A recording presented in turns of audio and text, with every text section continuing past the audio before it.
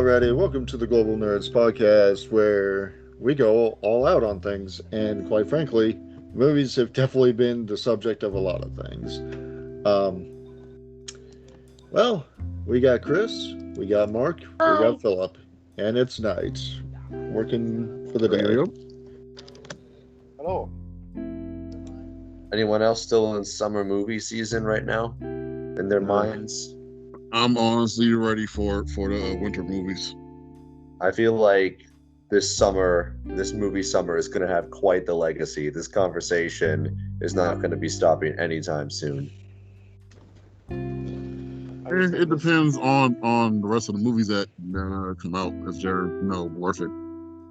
Actually come out, yeah. We got one of the best horror movies in about a decade. We got Talk to Me, and Talk to Me has been confirmed for a sequel. Yeah, I still haven't watched that it. quick. Yeah, that quickly. Directed by the same guys, the Rocka twins, the lads, still produced by A24, and not just thrown in there for money, part of the plan all along, apparently. This movie was written with a sequel in mind. It's getting it. We're continuing a baller fucking story, and I'm here for it. Oh, wow. They got the big hitters coming out.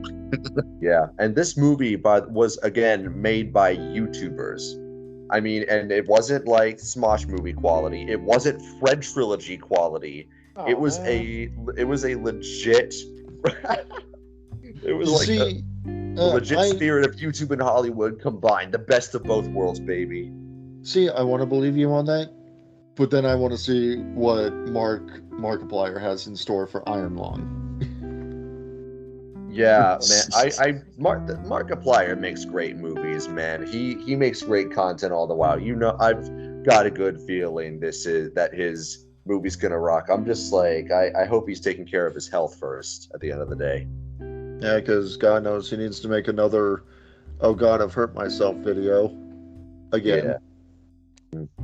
Man, that dude is a trooper. He's I can't imagine working as much as he does. I sometimes like it. Does it seem to you sometimes like he takes it to a bit of an unhealthy level? On occasion. I have no idea because I don't watch his content. He seems at least borderline workaholic sometimes.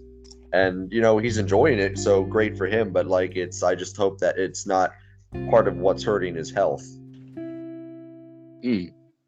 Yeah, I've never really watched any of his content. I've only seen him on like commercials for advertising commercials for like different games and stuff, and that's about it. Okay. I'll watch his FNAF playthroughs just because he's a pain in the neck. His video game playthroughs in general are some of the greats, especially whenever he plays a scary game, especially FNAF, man. That series wouldn't be half as enjoyable if it wasn't for what he adds to it in the playthroughs, man. Seriously. Yeah. Speaking of which, what do you guys think about this controversy around reaction videos right now, and like the legality of them, the ethics of them? Like, have you guys been in on this? I knew nothing about that. What's going on with that? I've been watching a lot of that stuff. I'll let Mark take this one. Oh no, Ty was going to say something first. So. Oh, my bad, Ty. It doesn't really matter, but I've been watching a lot of reactors and law tubers and all this other stuff that tends to cover that situation. If you're not posting the entire video, I'm fine with it. But you got people like what's her name? Susie Liu was one of the big Sniper Wolf? No, Susie Liu.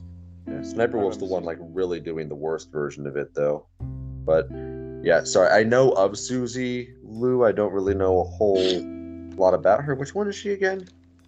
She was the anime reactor that actually got me into doing voiceover, to be fair, but she was the one that would take, like, say, the latest episodes of Naruto, react to it, but not do the whole, like, talking like you would do a react. It was more, it's like, oh no, Sasuke, and then, like, for, like, 20 minutes would be nothing, or, oh no, and then where again, like there's nothing really there, so you could easily just kind of skip it and then kind of just watch anime. But because it was like the latest ones and not many people would have Crunchyroll, she was getting away with it, and then she was basically going off on her website and stuff, and was doing the exact same thing.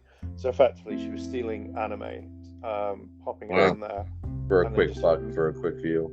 And she pissed off so many voice actors.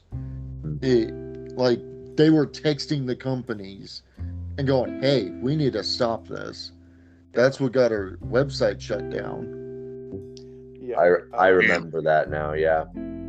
Yeah, I think there was just tons of it, because the way that it was working was like, say a voice actor would get something like, let's say they got like $500 for one session. Susie was coming out with like 10 grand. So if you imagine how like pissed off you'd be, like this one girl is getting like $10,000 per time, which is more than what a voice actor would make for a very long time, and she wasn't doing anything. It was just really fucking shitty. But I think it was Susie's response was, who the fuck are these people? Like, why the hell is this happening? You're all just jealous.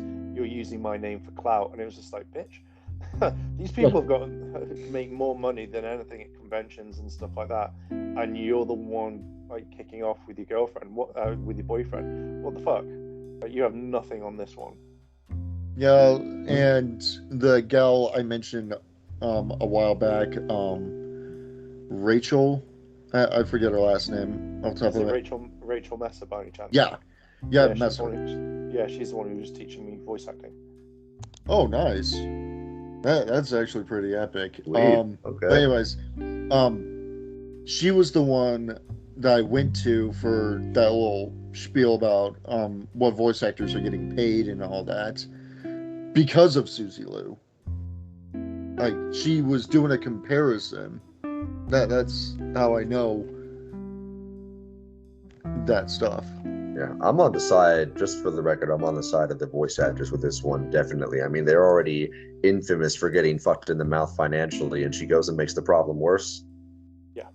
Bullshit. I think it's the industry as well, because before I knew any of this, I generally thought that you'd get paid quite a bit in voice acting, but industry standards, like minimum is like, I can't remember what the minimum is at the moment, but the fact is that you've got these massive companies like, say, Crunchyroll, or at the time it was Funimation, that would turn around and be like, oh hey people of Dragon Ball, like, we know that we'll pay you this amount of money. And I know they would get paid more than anything, it's a big thing, but then all of a sudden, like, the franchise would profit more from it and gain more money. Like, oh hey, we've just made $10 billion this month, and the voice actors, who are the ones that put the time and effort into it, get like fuck all. And that really irritates me on so many levels, that no company is like turning around saying, right, we need to pay more. Because I know one or two voice actors, and it's to the point where they hardly get anything. And it in this day and age now, it's like, if an anime is making like millions of dollars, why aren't they turning around saying, okay, well, for you to do let's say 12 episode season, then we're going to pay you maybe $1,000 per episode, or something like that, or at least we'll pay you a lot higher when it comes to per hour.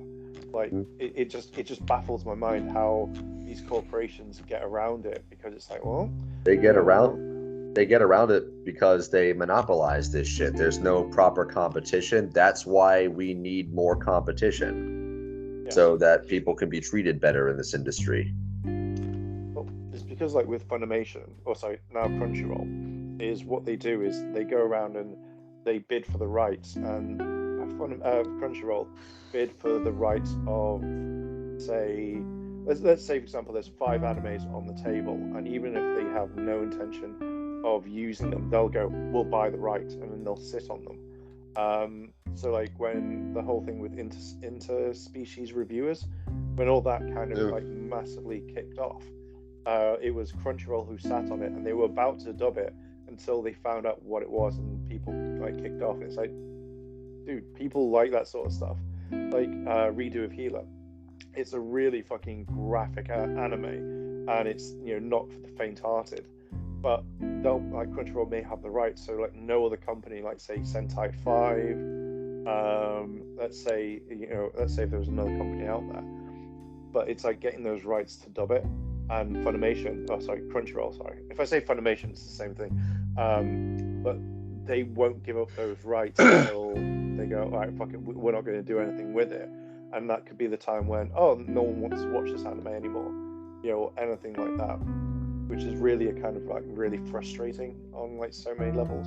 I think that in general, reaction content, it hurts. There's a reason that stuff is not covered by fair use, because if you're stealing content, you are legit taking views away from the people who created that, which hurts everybody involved.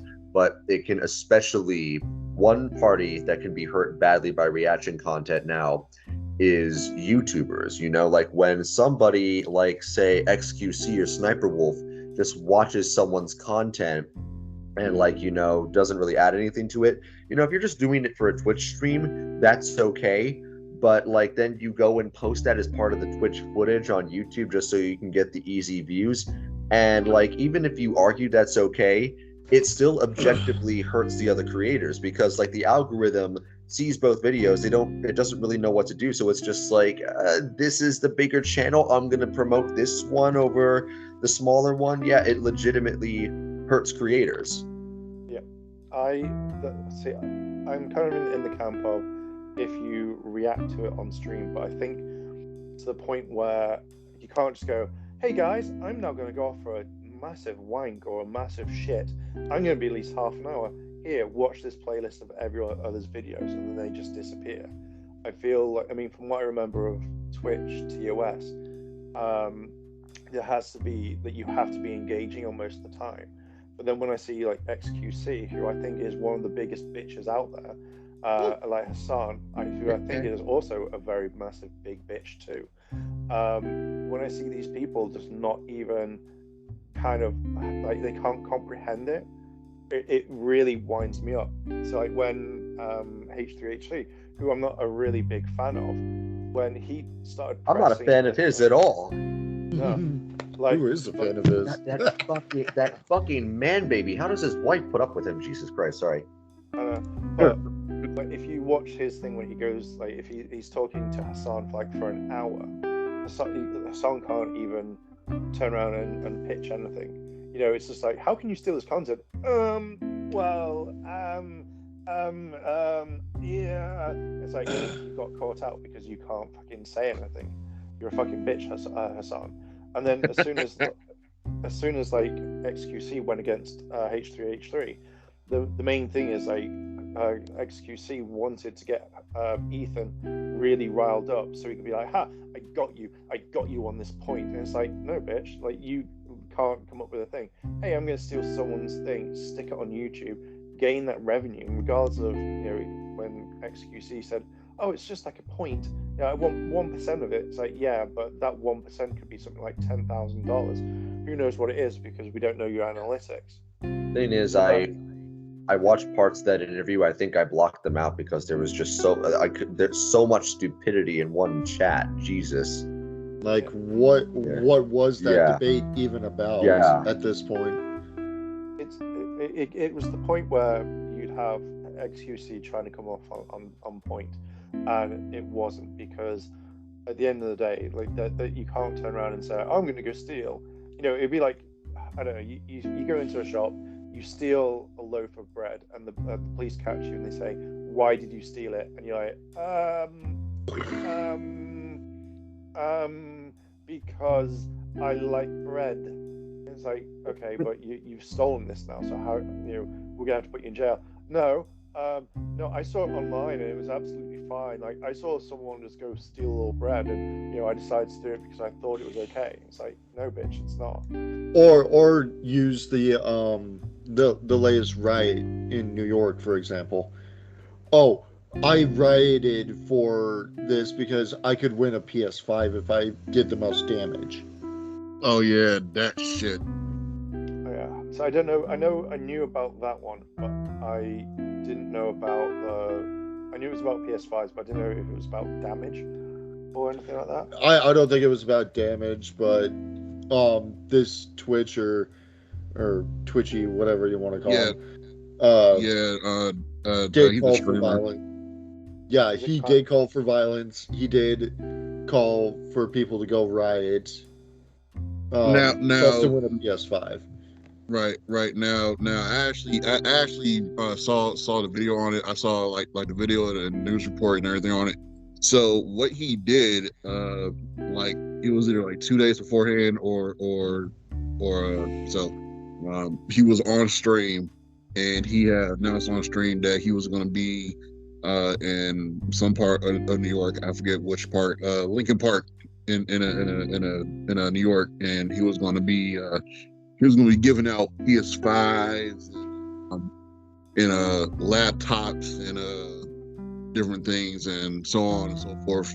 Basically talking a whole bunch of crap that he can't deliver on, and ended up basically because he said he was going to give out PS5s and laptops and different electronics and stuff to his following. He ended up amassing about like 2,000 or like 3,000 people in Lincoln Park, in New York, and did not have the shit he said he was going to give out. And yeah, he ended up ensuing a whole massive riot because he failed to promise shit that he was going to give out. It's like, yo, what the fuck? Like that to me should, like, the fact is that if you're going to promise that you should deliver on it 100%, rather than be like, oh shit, sorry guys, I don't have that, because most people are going to turn up. And when I've seen that guy's, I haven't watched a lot of his streams, but like the ones that kind of pop up on TikTok or the ones that a few people say, all I keep hearing him say is that he wants to get people to say the N-word. And then he looks like really shocked, like it's like, oh my god, you actually said it. And I'm just like, what the fuck? So I don't know what his entire content is, but I find like a lot of these new streamers, they end up turning around and promising something and then getting away with it. Like, I know he was arrested, but part of me is like, you should be in jail for that sort of stuff, because if you don't have the kind of giveaway and then you have like 3,000 people turn up just to turn around and cause a riot, which you started, then it shouldn't be an open and shut case. It's like, bam, you're responsible for this. Because I know a lot, like wasn't there like an old man who had a kiosk business, and he got attacked, and his stock was taken because people thought it was funny that they could do it. And I was just like, when I saw that, I was like, you're all fucking pricks. And idiots. Yeah, if you're going to incite a riot because it's like, oh my god, I didn't know, guys, it's like, fuck off. You instantly knew what you were doing. You knew. Right. Oh, Who is this streamer again? His name is Kai CNET, something like that. Kai CNET, yeah. I think I heard Philip DeFranco talk about this. Yeah. Yeah. Kai CNET. The way that I see all these new streamers, it's who can get the biggest like reaction, who can get more money, and it just makes me just turn around and go, like, I get that you want to make money, but why would you want to start a riot of like up to 3,000 people? Like, it just doesn't make sense. I don't know, like, I guess I'm not as caught up to this conversation as you are. Like, was it confirmed that he deliberately started this riot? Because like last time I heard about it, it seemed like it was probably just like unintentional on his part, but he, that shouldn't prevent him from being held accountable. But right. I don't think he intentionally, deliberately tried to start a riot because of it, but because of what he promised to his massive amounts of followers, he unintentionally caused a riot when he failed to deliver. And like I seen the video, it was so many people crowding that area. They were on top of buildings and everything. Now, from Just what waiting for him. I've saw, and the reason why I said what I said was most of the videos that I've seen don't even mention him. They Right. only mention the riots over a PS5 and the destruction they caused Right. to, I think, a few food vendors. They got destroyed. Where I they were think just so. Like one or two vendors got destroyed, something like that. yeah. They didn't even mention the Twitch streamer. They didn't even mention it was tied to Twitch. And these are news articles. Right. I think what it is, like I think when you have this sort shoot, what were we talking about? We're talking about the Kai Cenat riot. Yeah, The right. Twitch streamers. Yeah, I think when it comes down to it is a lot of people kind of were kind of compared it to like Mr. Beast and stuff like that. But the fact is that if you're gonna you know that you How's have that anything like Mr. Beast? because like if Mr. Beast turns up, then you have like droves and droves and droves of people as well. So it kind of gets to the point where, you know, if Mr. Beast comes along and does a giveaway, then you'll have like say 10, 20,000 people will turn up because they want to see him, they want free stuff effectively. So a lot of people are like, well, it's because, you know, Mr. Beast was here. But I'm sure that Mr. Beast, when he turns around and he does this sort of thing, he turns around and says, hey, place I'm coming right now. But he does it in his area. Yeah, but he does it. He also does it in a strategic way. He does it with management, with a team. He thinks it through. I'm sure Kai Cenat, like that open window is causing a lot of noise, bro. Well, you know the thing, but the difference between Mr. Beast and Kai Cenat is, you know, Mr. Resources Beast, for one. He's more in tune with his influence. That's well said. Yeah, he really just became very, very, very famous once he got the Streamer of the Year award. Yeah, he's new to this game. Yeah. Jimmy's a veteran, and Kai Cenat, I mean, like, you know, I still think he should be held accountable for this, but it really seems like he should be. Definitely. You should be. It seems like he tried to do something good, but just didn't think it through. But still, people got hurt because of that. So yeah, he should still be held accountable. Right. I got a year, actually. I heard, but I haven't got any confirmation. Like with some of his streams that I have seen, and I haven't like been on his like live streams, but I've seen the stuff that he's posted up on YouTube.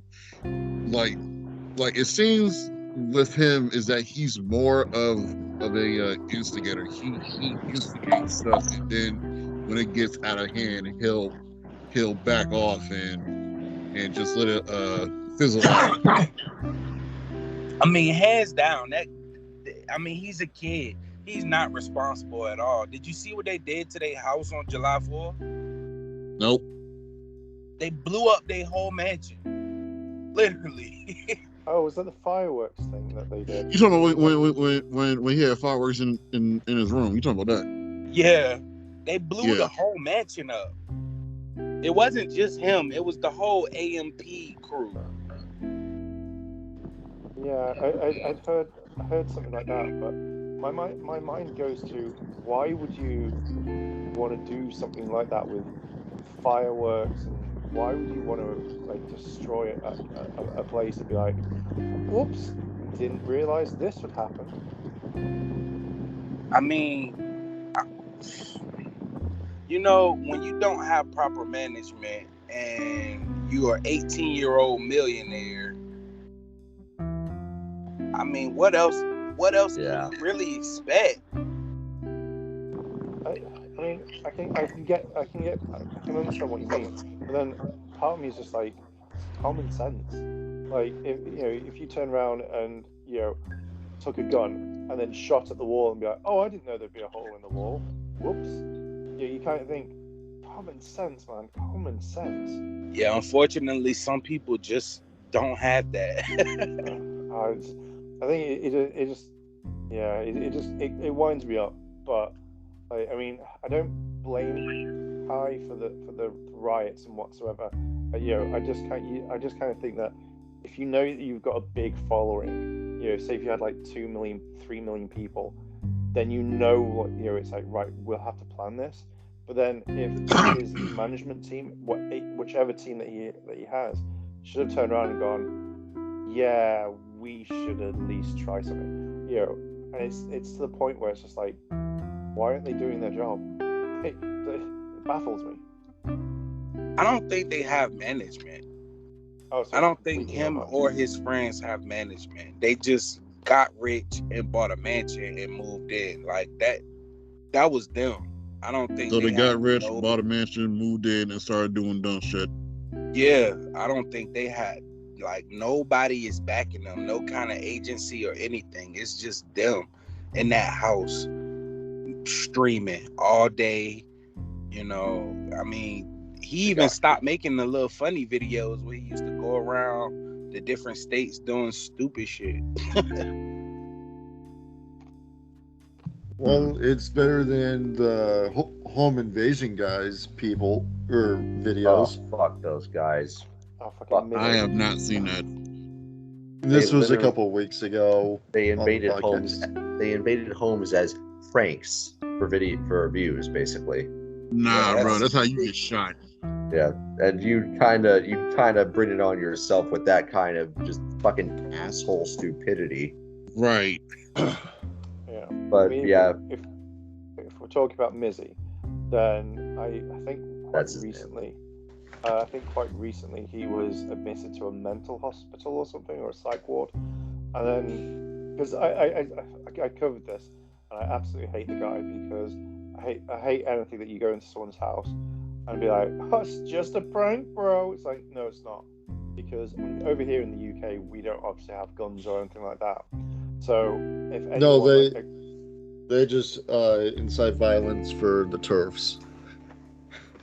I don't know if that was the thing with on that one. Happened, I think, last week. There was a pride rally, and some of the trans activists went on stage and said, "If you see a turf, punch him in the face." And, whoa! Well, yeah. dang. What the hell? Well, the thing is, I mean, like, slight hot topic there. The thing is, I mean, you'd think that after someone as big as Filthy Frank used so much of his content to roast and call out people like this, people would have learned. It's just one of those moments where you're like, God damn it, I thought we were smarter than this. Yeah, but people aren't, and that's the problem. I think common sense in the past year has gone way downhill. I think that there's still optimism to be had for, people in general, or at least a person individually and another person's ability to help one another, bringing that on a mass scale, if that makes sense. But I think the problem's sort of a mix of people and how the system works. Because, when you make a currency like such a necessity to survive, when you bring the cost of living up and make it so hard and just so exhausting, you're gonna have some greedy motherfuckers who try to ride that with just a completely short-sighted experience that gets people hurt, basically. Yeah, it's a mix of people and systems. Yeah, I also kind of think the way that someone's common sense is completely different towards how other people are. So, it's such a weird thing, because at the end of the day, your common sense could be completely different to what. Yeah, common sense is relative to your environment. Yeah.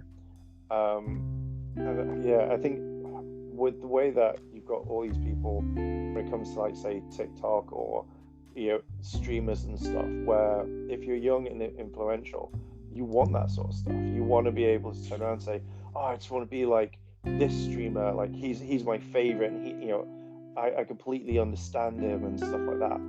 And you go, okay, but you're gonna copy everything he does. Yeah, because like he told the man how to stick it to the man.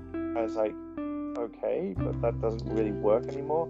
Yeah, but it's, you know, they're my faves. On it, like I'm sure we've all watched the video and then kind of done the same sort of thing of like, you know, catchphrases or said something, etc., etc. We've all just really enjoyed it. And like I've said before, if you want to be heard, you want to be respected, don't go all out like you are. Because if you do, you're going to make it a fad. And that is a word that has not been really said in most of these groups and arguments. That if you make something big, go all out. Fine, whatever. Don't make it become a fad to where, oh, I just did all this. I got our rights. I've done it. We've done it, guys. We got the rights we wanted. A month later, what happened? Oh, now they're on about that. I mean, when you look at it like that, you also got to look at it like, you know, not only are the, you know, famous streamers and stuff out here, you know, doing stuff to keep their name alive, they're still in competition with the people who aren't even discovered yet, who's willing to do almost anything to get a like, a share, whatever, you know. Yeah. People, you know, again, it's just the way it's people's environments, you know. It's bad. And like when it comes down to like New York, like, oh man, just think about New York.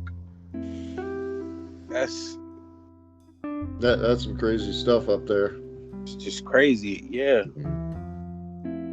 Just imagine if that kid was from California and did that. Oh, that would go south quick. God. That would have been devastating. Yeah, that's a life ender right there. It's like, nah. You know, and then I'm saying that, you know, I'm saying all of that to say that people still have room to grow, especially when you're that young. You know, it's not like for instance, remember the Travis Scott concert where Astroworld basically, where everybody was rioting and stomped out this girl, and, you know, sadly somebody lost their life that day, but at the end of the day, that man's still an entertainer, so he gonna entertain, you know? So that's when you bring up like your own personal morals and values into like your livelihood. Like if somebody got enough money to just do whatever the fuck they want, that's a dangerous person. Do and say whatever they want, that's a dangerous person. And you have no filter on the internet. So common sense these days, I mean, that's rare. Oh, common sense is non-existent now. For most of these people, common sense is non-existent. Well, I say it's rare because, you know, speaking to you guys have common sense. You know, the circle of people I deal with have common sense. You know, so I feel like if any one of us was to blow up and become the next top 10 streamer in the world, I'm pretty sure we're gonna properly handle our finances, our social affairs, our public figure stature and everything. Like, it's levels to that shit, man. Yeah. Right. True. I think that if, like, you know, these big platforms, like, I know, say for example, say if you get 1 million subscribers on YouTube, or I think it's even 100,000, like 100,000 people, you get like a social media manager. So I kind of imagine that if, say for example, you become like the next big streamer, that the, like, say Twitch, YouTube, Kick, whoever needs to turn around and say, right, this is the agency that we work with. It's up to you if you want to do it, but at least hear what they say, and then they can say, like, look, this is what we recommend doing. Still keep who you are, but if you're gonna have like a massive meetup, put it through us. We'll sort it. You know, we'll make sure that everything's in place. And even if they're like 19, 20, you know, even like, you know, 18 or whatever, they can turn around and be like, oh yeah, like these people are just doing it, and everything's handled by them. And at least then you have someone to blame. Like, oh, like 2,000 people turned up and actually trashed New York. We're going to blame that company because they're the ones that need to sort it. Like, you know, they obviously failed. You know, and it should be, like, I think maybe mandatory, even if it's like just having like a small company or companies working with the big platforms to kind of make things better for them. Right. Definitely. I just think it should be common sense, because again, like if you're running these things and you don't have anyone, you know, even if it's in a way coming out of Twitch's pocket or YouTube's pocket, you know, at least then they can have like, all these things aren't going to happen, you know, and then if someone does get massively big, then at least you have someone to some degree controlling it and saying, right, we're not going to massively fuck up this time, you know, like we have done in the past. I had to reset my laptop because Skype was acting up. What'd I miss? We were just talking about common sense with companies and stuff like that, and these like these kind of like big streamers and stuff like that, where we know what's going on, but these guys might not, etc., etc. I mean, it's also a matter of being out of touch. You know, the higher up you go, the lonelier it gets. You know, a lot of more people in your life just kind of want to be around you for the material benefits they can get, and they're just not really in contact with as many people who could bring them down to earth. Yeah, I'd say to those people that it gets too echo chambery in certain echelons. Right, and I say to those people that just want to be around you for the material gain and what you can provide for them. Once you start getting big, I say fuck them people. They weren't with you to begin with. Fuck them. Yeah. You know, I always said if I was to get rich like that, and if I had family members and friends that were like that, I would just pay them to get out of my life. Yeah. Shit like that's one of the reasons why I don't want to be that rich. I have no interest in being a billionaire, zero interest, and that's one of the reasons I'd be surrounded by sycophants and not family. Right. The only reason I would want to be rich right now is to get out of apartment living. True. I'm right there with you on that. Even though I'm not in an apartment, but still, I'm right there with you on that. Yeah, just owning a house, we'll settle for that. Yeah, and that's another thing too.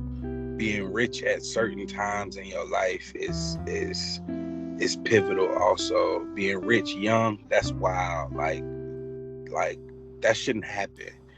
Yeah. But being rich while you're like 30, 40, you know, stuff like that. Yeah, that's acceptable. You're more manageable. As a person. Yeah, you mature. You wait until you mature before you handle certain kinds of responsibility. But being a billionaire at any age is fucking disgusting. Yeah. I mean, you're not ready to handle that amount of pressure, so you're gonna start acting stupid as soon as you get that amount of like money. This is why so many child stars get messed up, people. Yeah. I mean, if I ever got rich and famous, I think the majority of the thing is I would want enough to keep me comfortable in life. I think that's, for me personally, that's what I would like. And then I would jet set a little bit, but I wouldn't go crazy like, oh my god, like I've just spent like money at that Turkish restaurant with Salt Bay. Those who only know the word more will never know the word enough. Yeah. Yep. Right. That's Also, that's deep. also I hate, The word enough, there's a lot of power in it. I hate Salt Bay. By the way, that first one was a quote from my dad, so he should get the credit for that one. Yeah. Team Dad. Wise man. He's a wise man. He's got some good ones. Anyways, speaking of Mr. Beast, The is it his lawsuits. company suing him? He sued them first. They countersued. Okay. It was Okay. It was a partner company to Mr. Beast Burgers, I think. Yeah, Okay, I was about to say, how does his own company sue him? Like, there should be some kind of law against that. Yeah. Wasn't the whole thing of like the company was using really bad like products and stuff like that? Because I know with Mr. Beast Burgers, from what I've heard, is that they turn around and say like, yeah, you can use the name, you can do this, but you have to use, like, say you have to buy burgers from this company here, you have to buy buns from here, this is what we're using, and then that's what I heard. From what my understanding was, the agreement in place was, hey, you guys sell my burgers, you'll get 50%, we'll get 50%. Or no. Mr. Beast would only get 30%, they would get 70% of the revenue. But they have to use X ingredients, because that's what Mr. Beast Burger is all about, as far as I know. But the companies that were doing it said, no, we're not going to do that. We're using our own supplies because we have to buy it, even though Mr. Beast was supplying it. Yeah, so I was kind of right on that one. Yeah, just it's just kind of weird. It's just like I don't know. I'm guessing it's corporate greed. If a Mr. Beast burger, to buy the thing cost say £10 to buy a box of it. If they can get it done for £2 and then keep the profit, but then use subpar thing, it's just it winds me up. It's the worst thing in the world. I can't figure out. Oh no, it's just corporate greed. Like, we'll keep £7 of that profit, and then we'll just like give a bad rep to the company. It's trying to capitalize off his name. Yeah. I mean, Mr. Beast himself, Jimmy Donaldson, the man himself, my suspicions of him being greedy are a little limited. Like, I mean, because on one hand, he is a billionaire and power and virtue are often at odds with each other. But on the other, I think he is, since he seems very sincere in his generosity and how magnanimous he is. He seems like a very rich, a very rare kind of breed of rich guy. I think what's happening here, though, I think what's happening here is he overstepped a little, because he's careful, Chris. You're getting into Donald Trump territory right there. Yeah, sure, but Let him dig. Speaking of the bad example, but okay. Anyway, I mean, like, I think what happened was Jimmy, he puts a lot of focus on trying to make the biggest content ever and make his content creation business as big as it can be. But I mean, like, if that's where your focus is, maybe you were overstepping by starting a whole fast food venture as well. I don't know. I mean, I think when a plan gets too complicated. Yeah, but I think it's like if someone wants to buy a McDonald's franchise, they're all franchises. It's something different. Like, if you turn around and say, I can make a burger better than McDonald's, and someone goes, all right, go do it. And you're like, okay, cool. And then you set this ground out, because again, it was also it wasn't money, probably it wasn't going to him properly.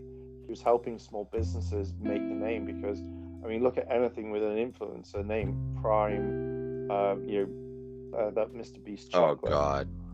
Yeah. People want it straight away. So if you imagine, Mr. Beast chocolate.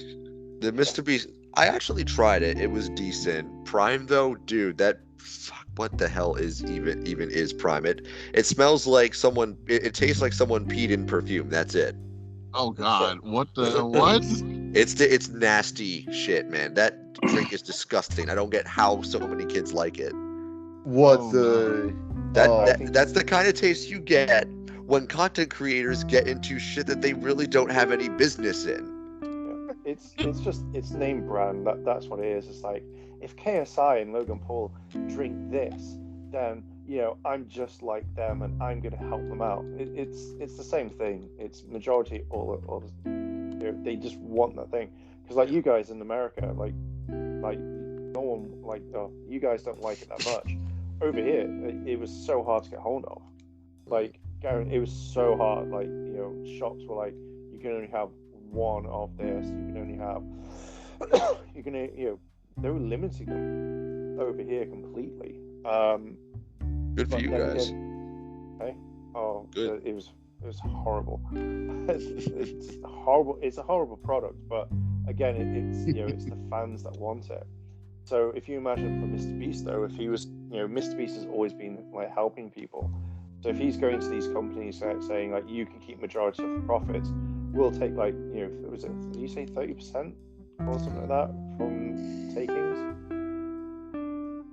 But so you're taking 30%.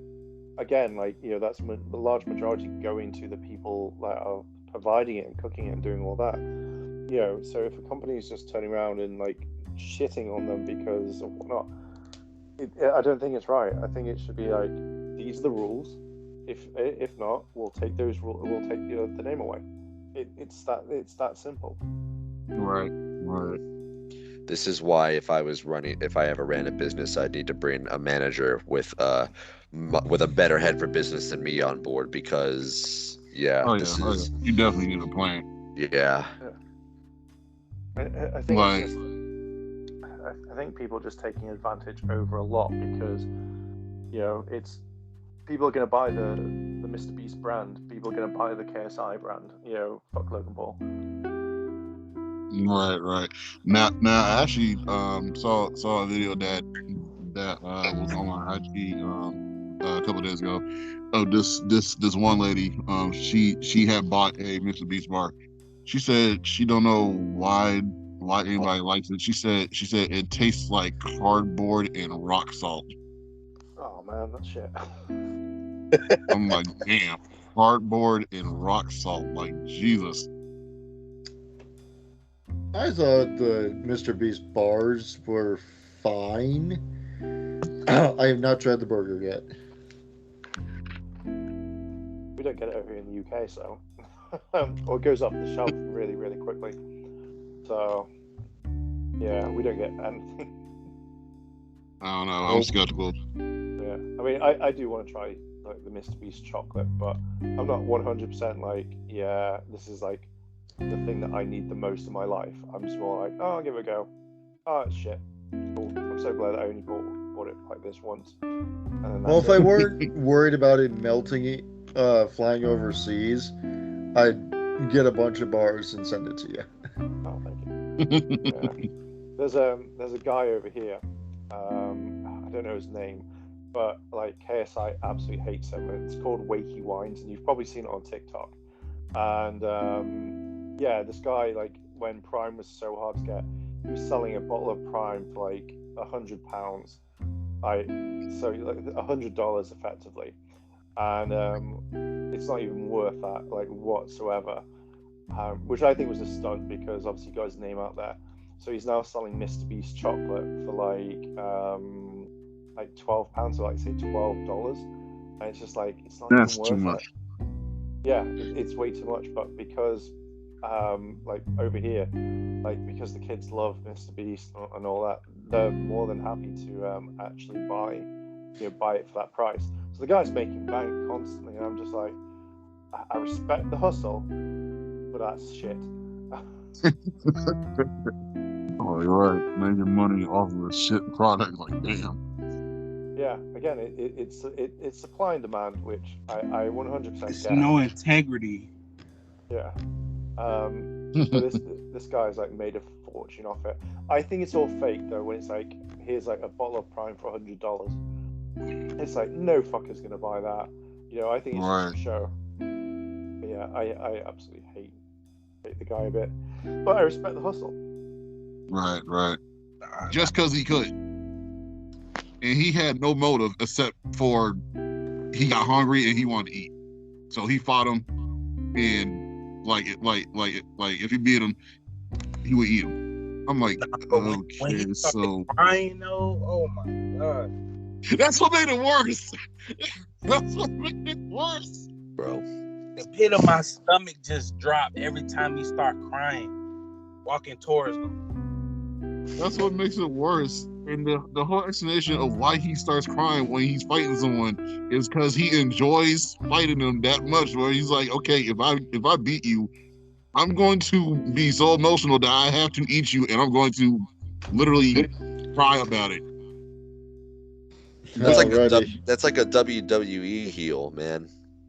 So since we're on the subject of like favorite animes and all this, the writer's strike got worse and worse and even more worse. What anime is that?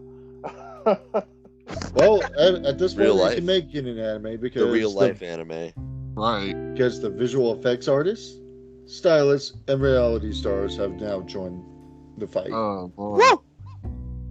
Not the stylist though. I like I know the VFX artists in the reality stars did, but not the stylist though. Oh yeah, I know some very good stylists with like Hollywood aspirations. So for the sake of those guys getting paid their time's worth, I'm with the stylists all the way here. And and the VFX artists, they get paid garbage. They get abused the fuck out of. Oh man, who joined the strike? What other group joined the strike? Again, was it the? Hang on, I can pull it up. Reality stars. Reality stars. Yeah, I heard they get screwed out of some pretty good revenue because of the streaming too. So yeah, I'm rooting for them too. So 2 questions for you then. One, like obviously, do you think that this is going to massively change the entire industry as a whole? I hope for the better. I hope so. Oh, the future of entertainment is now going to be all independent. Yeah. Good. Okay. Break up the monopolies, man. Yeah. Okay. Here's the other one. What did you all think about Stephen Amell joining the picket line? Because he was very like fuck everything, and then suddenly it's just like I don't. Because originally he was like I don't support this. Like I think it's silly, and then all of a sudden he's just like. He's now on the front line. I think it was a case of he needed to see what else was being involved. Because not many people go into it. They probably just look at it like, oh, well, that's shitty of them. Okay, Hollywood, keep making your movies. Well, why are they striking? It's nonsense. Just fire their asses. We don't need them. Well, we'll get new hires. We'll get some of these young people to come in and we'll pay them whatever. And they'll go for it. Well, with more and more parties joining this, I wouldn't bet all my money on their chances of holding out longer. Again, I think he needed to see more people involved before he decided to go, okay, now I see why they're striking. I kind of think I think he got called out a lot because the fact is, if you're not part of it, then you can get blacklisted from like any sort of like project. So I think he was just like, shit, I need to be on this now, and I think that he's had to eat humble soup or humble pie. I'm glad that he's there, but I kind of think that if he hadn't been called out, I generally think that he would have gone, yeah, fuck the shit, I don't give a shit. But I know most of his friends have been on there, and they've all kind of like tried to support, like say like whatever. So I think he's had a few phone calls and gone, fucking hell, Stephen, you were the arrow. You said this, like why are you not joining us? Why are you being like this? And he's gone, shit, yeah, fuck it. Sorry, guys. The random story though, related to the strikes, I promise. What do you guys think ever happened to that executive who had a threat upon his life by Ron Perlman? I did not hear anything like that. I didn't even know that was a thing. Yeah, Ron Perlman not only joined the strike, he threatened apparently I don't know if this executive did some bullshit with him or something, or if Ron Perlman was just having a really bad day and thought of this one asshole, but like he made a threat upon this man's life, and if I were that executive, I would go into hiding. Really? Ron Perlman might come after me in the dead of night. I am changing my name. I am faking my death. I am getting new passports. I am just like, my own family is going to think that I died of a pulled hamstring on an airplane or some shit, and then the airplane exploded and my hamstring got pulled into a jet turbine on the way down to ensure that I died for good or something. Like, no trace of me left. Ron Perlman's not finding me. Ron Perlman's not finding me. Oh my God. I'd be the sort of person That's that very would descriptive. I'm not taking any risks. Ron Perlman ain't finding me, bro. That must have been so different. Way to die. You got a threat upon your life by the guy who played Hellboy and Slade, and he looks like he would follow through with it. So yeah, I'm hiding. See, I'd be the sort of person that would go to Ron Perlman in a disguise and be like, do your worst, and then like rip off like a fake mustache, take off a hat and be like, do your worst now, Ron, I'm here, and be like, shit, or I got here first. I wonder if there's just like some alternate universe out there, if it's not happening in this one, like where the executive just like he gets so scared and paranoid and hiding that you guys remember that Teen Titan episode Haunting, where Robin starts seeing Slade in his mind? Yeah, oh my God, that really It's- screwed me up. It's like this, it happens for the executive, but he sees Ron Perlman everywhere he goes. Just narrating his life from now on. I'm always in your head. No! He's climbing in your windows, he's snatching your executives up. Just as he wakes up, and then one morning he's just like, how are you doing? Like, no, what's this? Isn't there a film where this guy's like in bed or something, and then suddenly hears a noise, turns on the light, and then in a chair across the room is like this one person. I imagine like Ron just being there going, I'm not going to here to kill you, but I can tell you that I can get into your house anytime I want. And then suddenly you get, look at that! Turns around, it's just gone. It's like, what the fuck? Leaves a note. I wonder, I honestly wonder like if Shane would want me to do like the video where Ron Perlman like just said all this shit, like if he'd want me to do it as Cycloptor, because I actually voiced Cycloptor in his Masked Rider audio drama, and it's a quasi Ron Perlman imitation basically, so like I wonder if he'd want me to do it. Shameless Masked Rider plug. BTW. Do it. Cyther audio. Great. It's great. It's really good though. Do you know what? You could really mess. Sorry, just going back with the Ron Perlman thing. You could really mess with that guy. Every couple of months, send him a fruit basket or a gift basket, Oh, God. and just with a thing. Hey, buddy, and that's it. Your pal Ron is like, shit. Yeah. That'd be so much fun. No, maybe Ron Perlman's doing that already. Yeah. He just Hey, toys with his food. You're like, oh shit, this thing's happened again.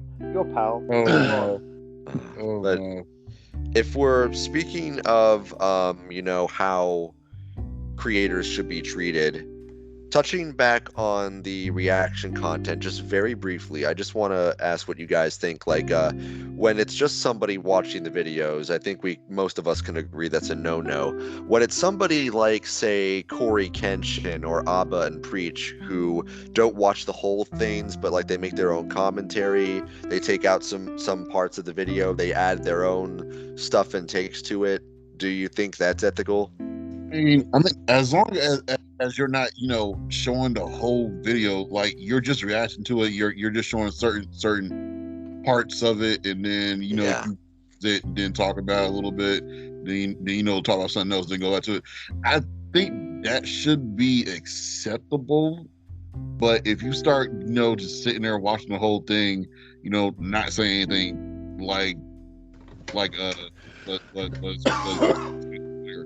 then that turns out to be a problem. Yeah. I think when you're not talking, it's not commentary.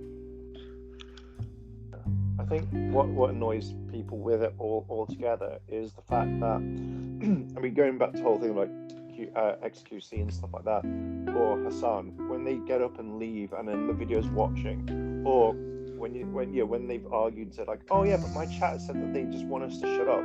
It's like, yeah, because they're watching content that you're not providing.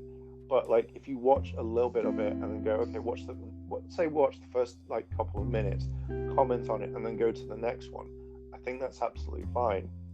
Or if you're gonna watch the entire thing, then go to YouTube and upload it, go, okay, we're gonna cut out vast majority. Again, if you're sat there going, okay, cool, I'm not saying anything, then all of it should be cut out. So the parts where you go, oh yeah, that's awesome. Oh my god, no, this is happening. Like, oh my god, that's whatever it is, or you're giving a commentary. If not, just don't upload it to YouTube, because it does take away. Like, if one person could earn, like, say, $10,000 from one project, but then some streamer comes along and they make $1 million from it, then you should turn around and say, shit, I'm going to have to give that to someone else, because at the end of the day, you're not adding to it, you're taking from it. And I know, as I said, with Sniper Wolf, like, she irritates me, because it's more like, oh my god, that person sat up, oh no, they farted, and then it's just like, they don't say anything, they don't add anything to it, or that man just jumped over the fence. There's nothing to it. It should be properly fair use. I just hate the fact that they're stealing. There's no... Yeah. In this day and age, then they get really like pissy when someone takes their content. I remember Hassan, like, ages ago, he got really pissed off. He was like, I'm going to strike anyone that uses my content, anyone who does this. And I'm just like, dude, at the end of the day, you're there eating noodles, you're there drinking, you're going to the toilet. What the fuck? Like, what is your content? Like, you have none. And this is what I think Twitch needs to kind of step in as well, because it's infuriating, because at the end of the day, people can turn around. I mean, I don't like Twitch. I don't feel safe on Twitch. Yeah. I could easily just turn around and go, well, why? They're a trash site. Yeah. I mean, I know you've got like Kick, and they're probably not the exact same out there. But when someone turns around and, like, if any Twitch streamer that reacts to stuff and that's their whole thing, they're like, oh, YouTubers, they say that this isn't hard. It's like, at the end of the day, YouTubers are making their own content and their video editing. Well, Twitch streamers, I mean, like, you gotta be making a lot of content to, be relevant. And if you're not one of the elites on Twitch, you're basically a nobody. But at the same time, social media strategy 101, be everywhere. And we have alternatives to Twitch that take the necessity away from doing all that streaming and harming your mental health. So you've really got no excuse to be stealing people's content at this point. Like, even if it was desperation, you don't have to put yourself through that. So stop stealing other people's content. Exactly. No excuse. Yeah, exactly. I just don't. What just boggles my mind is that they don't understand it. It's just like, I can't take content from other people. What? But yet they bitch. Oh, I fucking hate it. Just fucking do it properly. Well, even with the commentary community calling their asses out, saying, "Hey, you shouldn't be doing this." I think the commentary community, at least when they do it, like, so I watch a lot of like Augie RFC, Nicholas Diorio, and Willie Mack and stuff like that. When they do it, is like the difference is, like, say he says something, like, he'll pause it and then he'll have a lot to say about it, so he'll get to the point and go, right, that is, and then he'll pause it and talk over it, and not just go, oh wow, that's crazy, oh cool. They go into depth, and the commentary community, even though it can be toxic, does have a lot of good points, and they always come out on top. I just generally think, in general, that if you're gonna just comment top of it, it doesn't take more than, like, say, a couple of minutes to get your point across and be like, oh my god, yeah, this is so crazy. You know, this is the reason why I think it's so crazy. Blah blah blah. I mean, yeah, I get it if you really need to watch it back over a few times to go, okay, what was my entire point again? Or I need to get my point across a bit easier. But I think people do. But let's say, for example, like you guys do an entire whole thing on like Power Rangers and stuff like that, and you know it's like the role play like you used to do with that other one that we do not like mention. Could you imagine that you guys put so much effort into it? It's 3 hours long, or however long it used to be, and then someone just comes along and goes, "Wow, they morphed! Wow, I can't believe they did that." And then there's nothing, and then that gets uploaded, and then that gets more views. Yet someone comes along and goes, "Okay, well this is 3 hours. Now I've made it 6 hours," and they've gone through parts like, "Oh my god, I couldn't believe that villain came there. I can't believe the guy hates Turbo. Oh my god, like Turbo's this, like blah blah blah." And then that's when you add to it, compared to what I just said, like, "Oh wow, I can't believe they morphed. Oh wow." I think that's some of the main difference. Yeah, I just think in general, like there should be some new TOS put into these websites, because right now, you can steal content and some people just don't give a shit about it, and that's what I think makes it really, really sad. Next topic. We got time for one last topic. Fucking I Rachel think that's the fair use. All right, Snow White. I heard like a total of one thing about this. Oh, fuck that movie. Yeah. Oh, I'm sure it's gonna suck, just like all of the other, Disney live action remakes are mediocre at this point. But yeah, I heard she said something like when she was asked about that whole like the problem people have with remakes, she's like, it's not 1937 anymore. She said something. Yeah, 1937, 1938 or something like that. But what got me is that she said the movie was dated. Of course the movie's dated. It's like 80 fucking years old, but still that's besides the point. Yeah, it's still a classic. Right. It's the fact that during the interview, part of the interview I seen with her, and I'm guessing the woman beside her was her manager or something. I don't know who the fuck that was. Gaga. That was her name. Why did I not even recognize? Wow, why did I not even recognize her? What the fuck? Something's wrong with me. Okay. I did not recognize that, but the fact that she literally just shitted all over that classic movie is downright fucking disgusting. Yeah, like it angers me on so many levels, because the film's looking old. it up right now. Yeah, like the film is 100% old. I absolutely get that, and it's completely different time. But having someone go around who's really fucking smug, who it's like she hates it, yet she auditioned to be Snow White, and I personally just don't get this whole point of why would you audition for something that you absolutely hate, that you have no intention of wanting to be, not unless you wanted to stick it to people and go, "Hey guys." She wants to ruin it.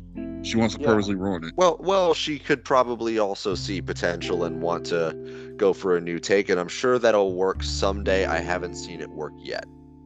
Okay, you can go for a new take in a classic Disney film, just like they did with The Little Mermaid. I haven't even fully seen that movie yet, but I heard that movie did good. They changed some stuff up, but it's still stuck to the damn plot point of the fucking original film. No, it didn't. This woman is just purely shitting all over it. Snow White isn't going to be a damsel in distress anymore. Okay, you can change that up a little bit, but she still needs to be, quote unquote, in my opinion, she still needs to be saved by a prince. The 7 dwarves need to be fucking dwarves. They don't need to be 7 diversity hires and 1 little person.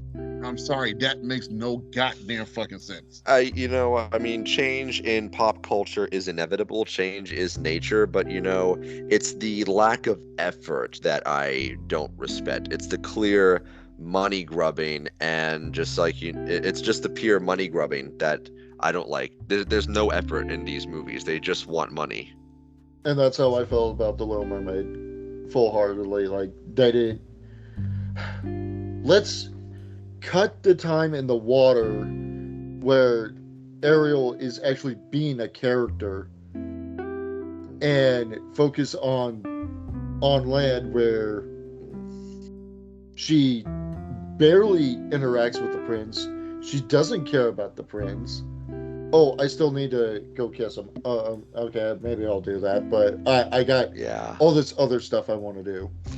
Yeah, what I'm reading about the movie right now is that, like, apparently, well, what she said basically was that, you know, her version of Snow White is better because she would basically just girl boss her way out of the whole situation. And I'm just like, okay, we're going for another strong female character type of thing. But, like, and here's the thing, here is the caveat. I think I can speak for everybody here when I say that I freaking love strong female characters. I have no problem with strong female characters. What I don't like is bad writing. Disney live-action remakes have not given us a single good strong female character yet. You think they're going to turn the page on this one? I doubt it. It could happen, but I fucking doubt it. Okay, I'm going to go... I'm downloading Once Upon a Time, and I'm rewatching that today. I think... If I want to watch a good female lead that doesn't really tie in with all this crap, but still ties in with all this Disney crap, I'm going to go watch Emma kick some ass. I'm going to watch her go slay a damn dragon. It's Disney, though. Yeah. It is still Disney because it is all the Disney movies. Yeah, but you know what? There are some strong female characters out there that are good. Let's say Vi from Arcane League of Legends. No one hates on her because she's well written. Who's another one? What's her name? The girl from Hawkeye, whose name I'm completely blanking on. Haley Steinfeld plays her. She was great. Audiences liked her. Yeah. Kate Bishop, that's her name. Yeah, and pretty much every female character in Avatar: The Last Airbender, because that show actually treated their women like characters. Underworld. There you go. Yeah, Underworld, that's another one. I hate giving this series good props because I absolutely hate it, but it's still entertaining to me. Resident Evil with Alice. Props where props are due. Yeah.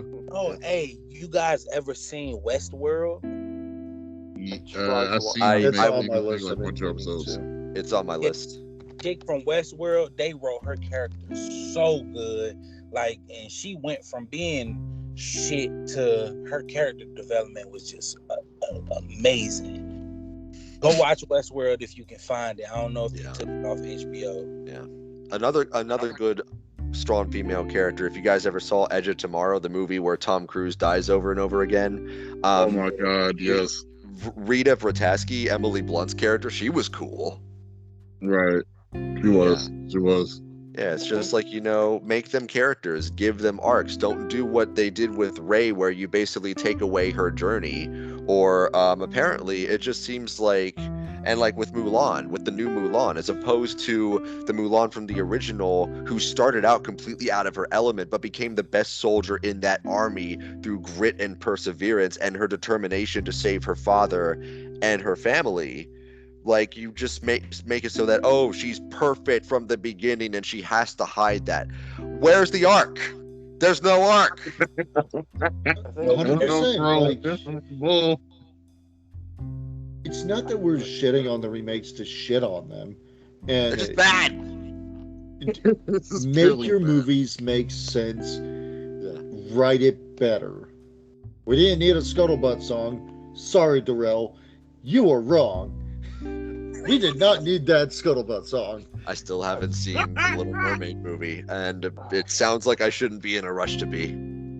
It's fine, watch it at Christmas. It's on The other, our normal global nerds, Darrell, mind you. I think the main difference is a lot of the time, like, we've come up to an age where people on Twitter argue the point where every single female needs to be strong, and that's fine. But the target audience you're going for is, I mean, look at the other target. We like audience. badasses, you know. Yeah. And I'm gonna get shit for this. And Philip, and Darrell, you can shit on me all you want on this. It's like putting a black man and going, oh God, black man's gonna die. Don't look out, black man. He's got a gun. Oh, you can't kill the black man. I'm sorry. Or making the black man the best comedian in the damn movie. Whoa! I have noticed that lately with some, that it could be a super serious movie, but the black man just ruins it by making all these wonderful jokes. Like, but depending on how well he does it, he could be the most memorable part of the movie. Right. exactly. Oh no. I mean, it's called trends for a reason. Right. I think what Disney are kind of forgetting at the moment is what about the generation that wants the love, from a character. Like, look at all these characters in the remakes. All the women have always been like, we don't need a man, we don't need true love. We've got our independence, and that's fine. Agenda. Yeah, but you've also got what about the group of people that want to see true love, that want to see their, the Snow White fall in love with the person that saves. Yeah, you can go watch the original. You can do that. Like, I mean, that's why people who write these stories should stick with themes that are timeless. That's what fairy tales are enduring, because they do that right. There is a reason they have lasted for this long. Culture and politics are a fickle fucking thing. Today's zeitgeist could be tomorrow's cringe factor. Right. Those movies get forgotten. Like You spit in the day. Thank you. Right. Thank you. You too, bro. Like. Oh, go ahead. I was going to say, what I don't understand is, like, Snow White was the first animated film, I think, out there. It's the point where this was Disney's massive, big, their biggest thing in the entire world.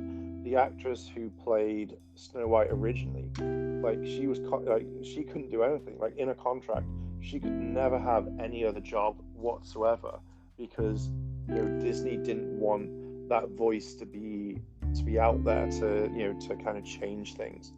And yet Disney have shat on one of the biggest things that started out their company, and yet no one's reining in, and I hate to use that word, like the actress, because you don't want them running out, any actor or actress running out there doing bad PR when this film is about to drop. Yeah. Every single thing. I think what gets me, one of the things why I wanted to bring all of this up, was there's a clip of the actress who plays Snow White, Rachel, where she's on the picket line and she goes, I think I should be paid for every hour that is streamed. And I'm like, what the fuck do you think? Oh my. Oh yeah, I remember her saying that shit. Yeah, because she's wearing that iconic dress. If that's the case, then every single actress who's been in a live Disney remake should be paid. And it's just, I think what comes across is the entitlement.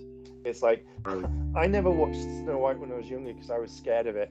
I only watched it maybe 3 weeks ago when I wanted to shit on all of this. And I don't like the fact that she's going around saying all this, because it just paints a massive bad light.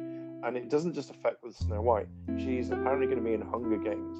I've seen the first few Hunger Games, and all the prequel movies or whatever. President Snow's origin story. Who gives a fuck? Again, the films that no one asked for. But when I see this sort of thing, I don't want to go and watch that now, because I know what that woman's like. So let's say they do a circuit for the next the Hunger Games, and it's just I never watched the Hunger Games because I wasn't that hungry.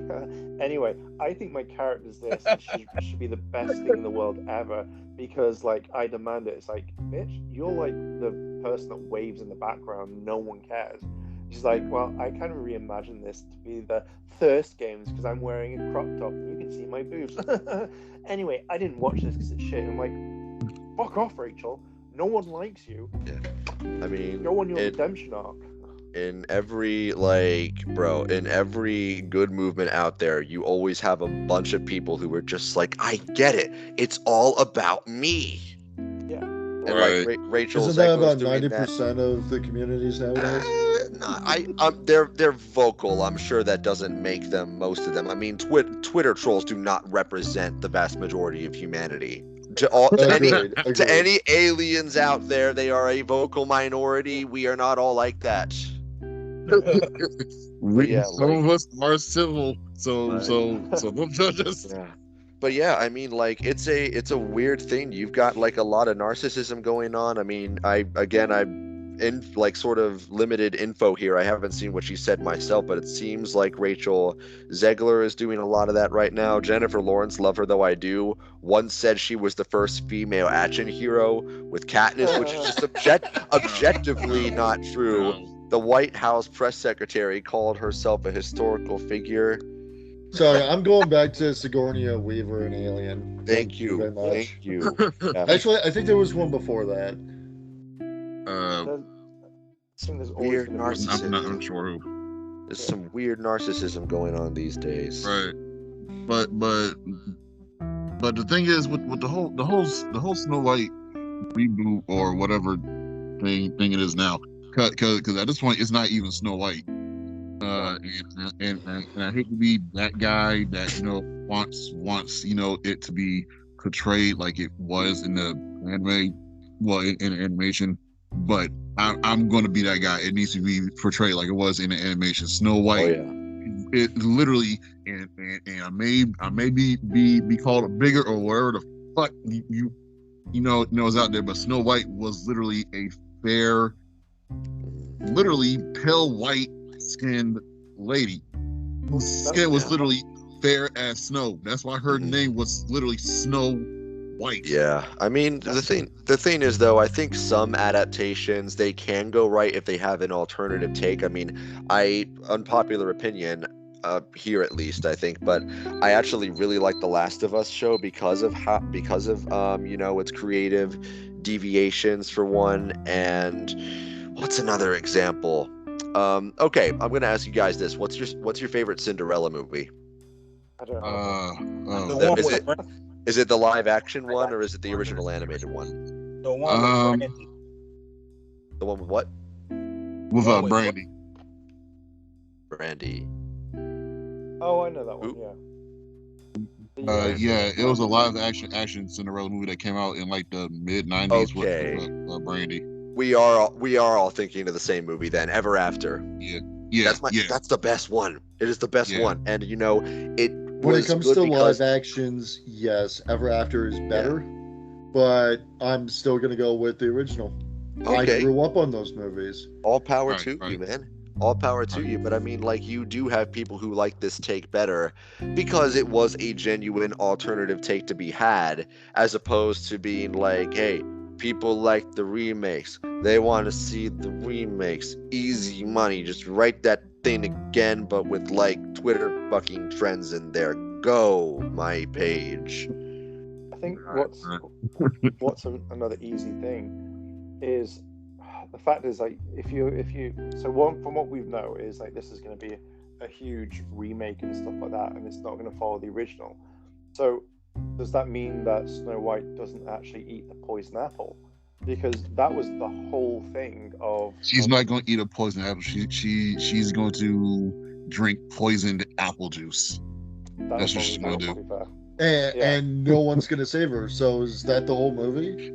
How is she saving herself? Oh, no one's going to save her because the prince isn't a thing anymore. She's not going to be saved by the prince. She's going to become the powerful leader that he always knew she could be. Literally, that was quoted by Rachel. Well, how can she do that if she's dead? Right. I'm like, what the fuck is this? She's trolling. If she's trolling, then cool. She's shitting on it on purpose. If she's trolling, then by all means, cool. But it works. It works. It's a tactic that works. It's been proven. Right. But it's also kind of annoying. It's like camping, a legitimate strategy, but an annoying one. Right. The thing is, as soon as this goes on, like what's going to happen is when that film comes out, some people are going to go see it, and then what's going to happen is someone's going to record the ending, put it on TikTok, and you're going to go, all right, that's what happens, because that's all many people want to see. It's like what actually we happens called in it. the end. We called Yeah, it, but I don't- guys. So one thing that doesn't I know this is going to sound kind of like man-wise, like the whole thing of like Snow White is like, you know, the queen was very like wanted to Jealous get of rid her. of Snow White for her beauty and stuff, and Right. it's just like that was the reason why. You're next to Gal Gadot. Like, look, is that Gadot? I can never say her surname right. You're standing Gal next to her, Whatever. and I'm just like, And she's Why would- agreeing with everything. Yeah, I don't want to I want to say this without sounding like a misogynist or a dick, but I mean, like, you know, Rachel Zegler is beautiful. I'm just saying, like, you know, Gal You compare Gadot. her to, Yeah, to that's- someone else. It's like, yeah. I don't know if I would, like, you know, put them in a beauty competition, but it's like I don't know. It's Gal Put them side by Gadot. side. I'm sorry, Gail's Right, winning. bro. Put them side by side. Nah, Gail's winning. say it how it is. That's fucking Wonder Woman. yeah. I That guess, is- but and again, like, you know, I guess it's sort of like, you know, standards of beauty are kind of a subjective thing too. So I guess, like, it makes less sense when it's live action in general, because, like, I mean, with the original animation, it made sense. You know, the Evil Queen was beautiful, but there was a cruelty and a haughtiness to her, and you could see it just by looking at her. With Snow White, you see the love, you see the heart. Like, that's the whole argument. It's talking about beauty on the inside too.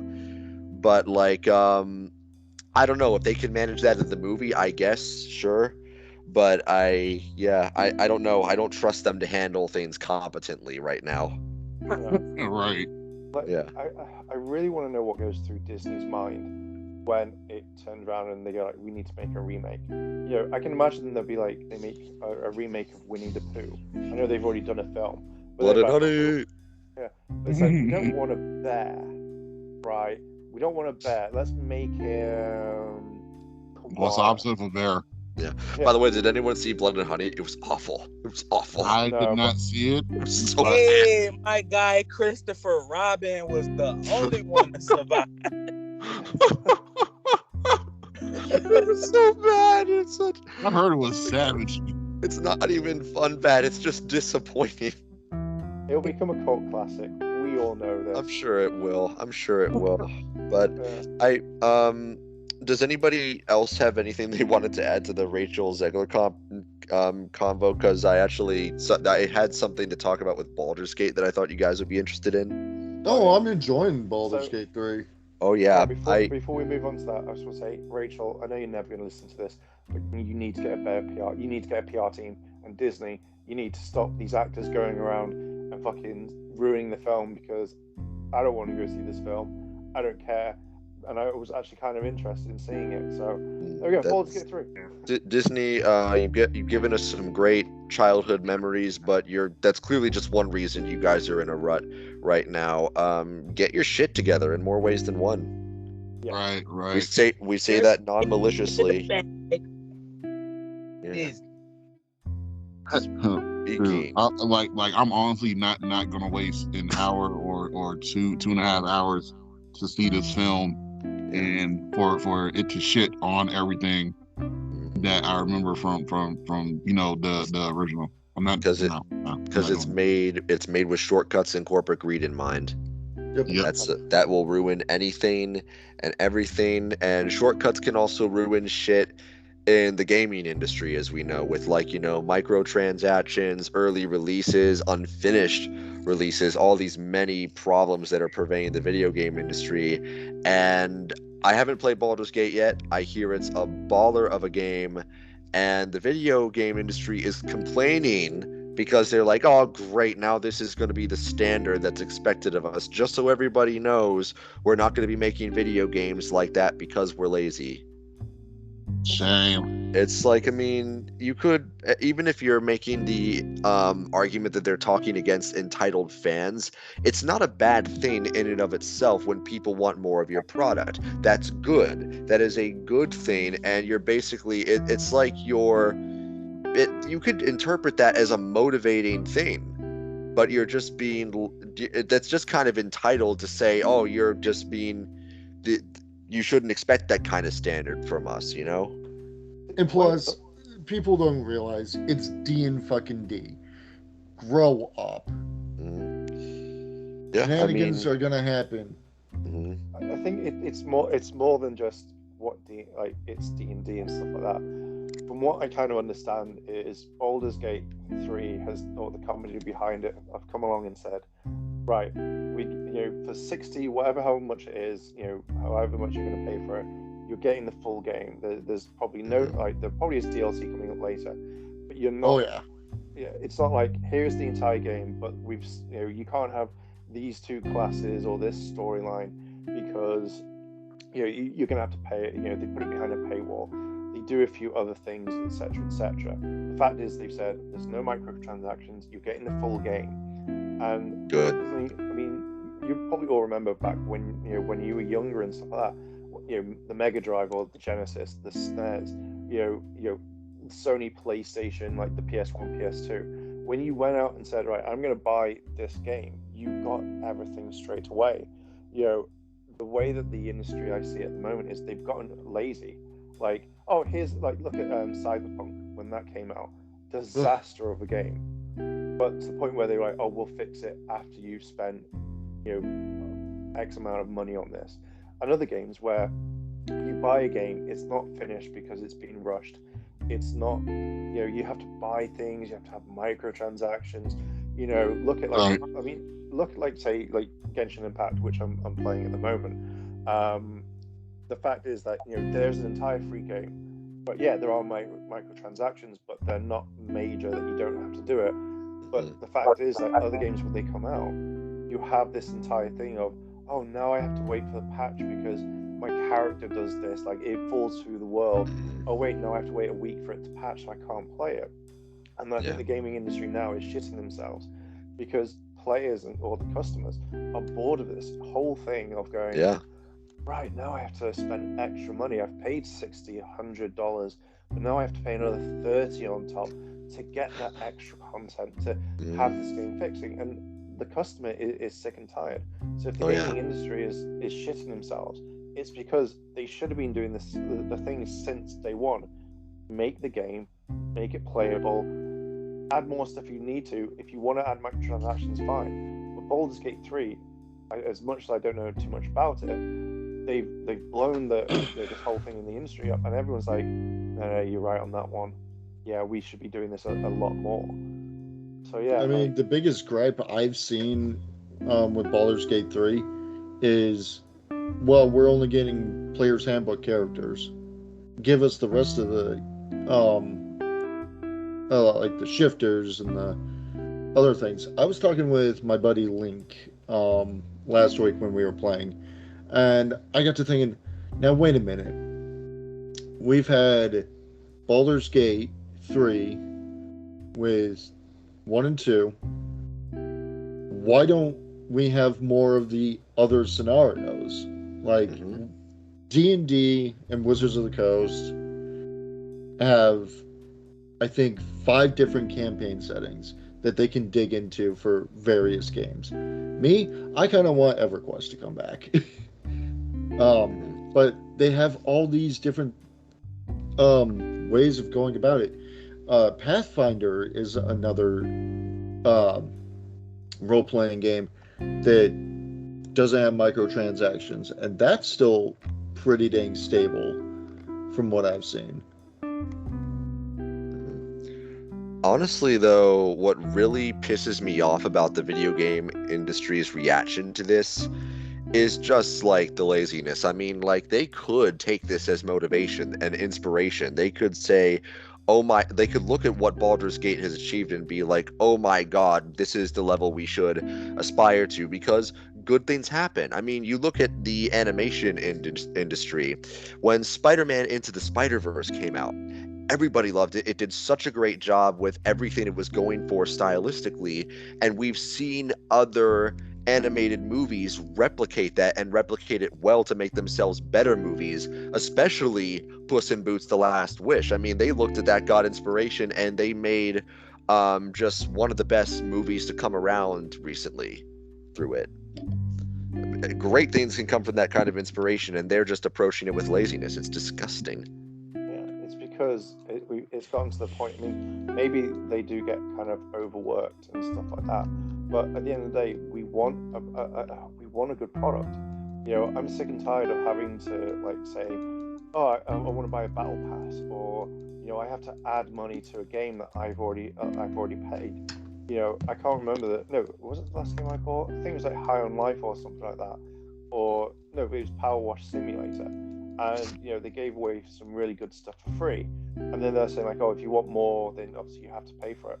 Fine, if I like the stuff. But I don't want, if I'm locked behind a paywall in a game, I shouldn't have to pay extra money because a game company goes like, oh shit, we want more money. But I also want a game that works. Like, I was really kind of like excited for Cyberpunk, and the way that they turned around and they were like, oh, guess what, guys, like as soon as it comes out, it's, you know, you're going to be able to play what this amazing game is. And as soon as I got it onto Xbox One, which again is a really old console, you know, it played like I was on PS2, or it didn't work.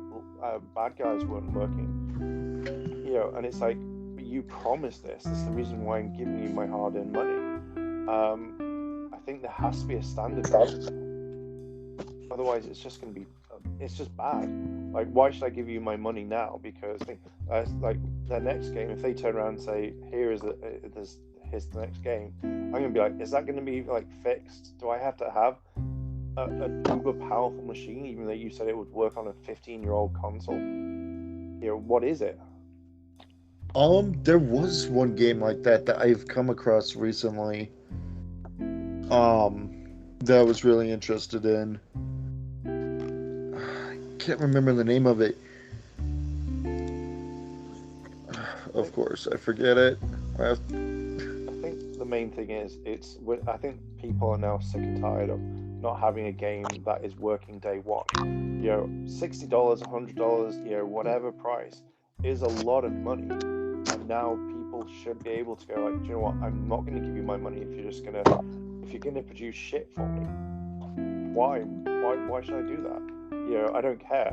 At the end of the day, if I'm gonna play a game, it's a waste of time, honestly. Yeah, exactly. You want a game from day one. You know, can you imagine like, oh my god, like, I've just bought the new Spider-Man game that's on PS5. It looks amazing, and there's like a 2-hour patch. And you're like, fuck's sake, now I have to wait another 8 hours for it to download because they couldn't be bothered doing it. You know, right.